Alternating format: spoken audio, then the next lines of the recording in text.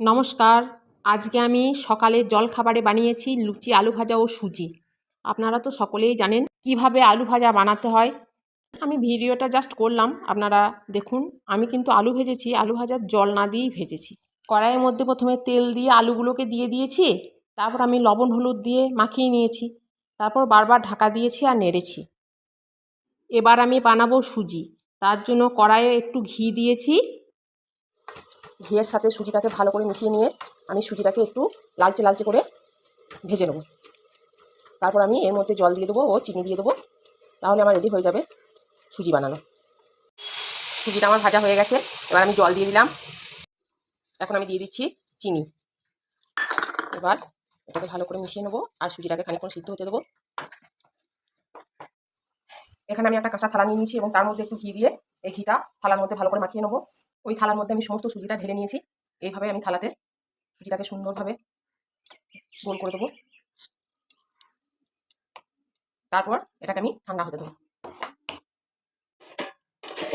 আলু ভাজাটা আমি একবার ঢাকা খুলে ভালো করে নেড়ে নেবো। আমি কিন্তু জল দিইনি, আলুটা আমি তেলের মধ্যেই ভাজছি। দেখি এই যে অনেকটা সিদ্ধ হয়ে এসেছে, আমি আর একবার ঢাকা দিয়ে রেখে তারপর আমি নামিয়ে নেবো। এই যে আমার আলু ভাজাটা হয়ে গেছে, আমি এবার আলু ভাজাটা নামিয়ে নেবো। এইটা আমি নামিয়ে নিয়েছি আলু ভাজা।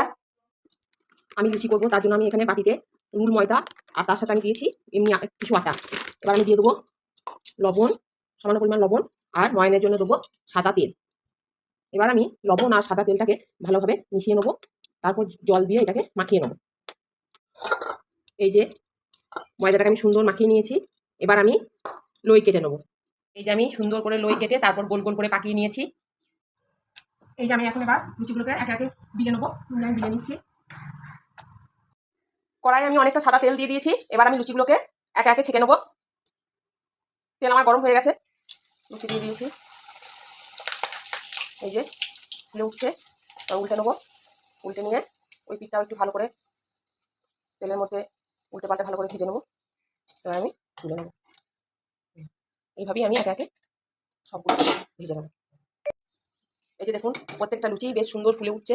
এই যে, আর এদিকে রয়েছে সুন্দর সুজি। এটাই হচ্ছে আজকে আমাদের সকালের জলখাবার। এই বৃষ্টির দিনে লুচি, আলু ভাজা, সুজি হলে তো জমে যাবেই।